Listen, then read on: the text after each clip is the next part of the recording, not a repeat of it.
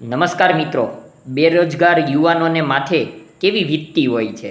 તેઓ પરીક્ષાની તૈયારી કરે છે, પછી પરિણામ અટકાવી દેવામાં આવે છે, કોર્ટ મેટરો થાય છે અને ઘણીવાર તો તેઓ પરીક્ષામાં પાસ થઈ ગયા હોય છે, ભરતી અટકી જાય છે।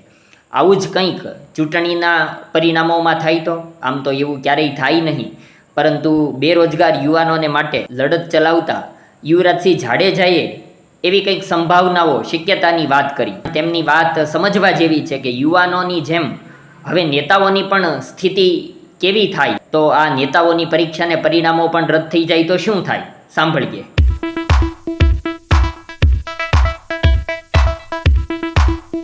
પૂરા ભારત વર્ષમાં જે રાજકીય પરીક્ષા કહેવાય એટલે કે ચૂંટણી, તેના પડઘમ શાંત થઈ ગયા છે અને મોટાભાગે ચૂંટણી પ્રક્રિયા એ પૂર્ણ થઈ ચૂકી છે।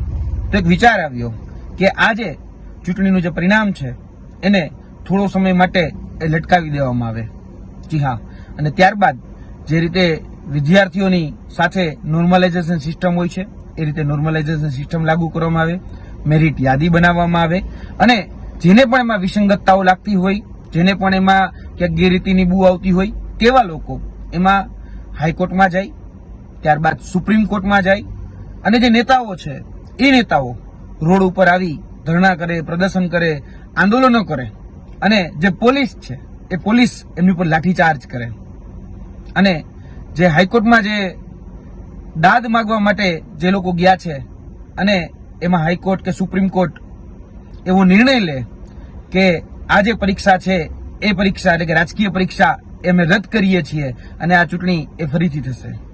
તો જ આ નેતાઓને એ વિદ્યાર્થીઓનું દર્દ, એ વિદ્યાર્થીઓની પીડા, એ વિદ્યાર્થીઓની વેદના સમજાશે કે જે લોકો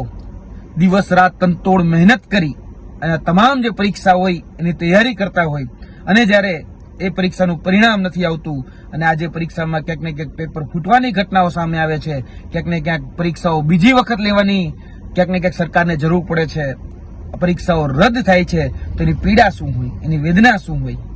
આખી જ પરીક્ષામાંથી તમામ પ્રકારની કાબિલિયત પુરવાર કરી જે વ્યક્તિ આ પરીક્ષા પાસ કરે છે અને એવું કહેવામાં આવે છે કે તમને લેવામાં નહીં આવે, ત્યારે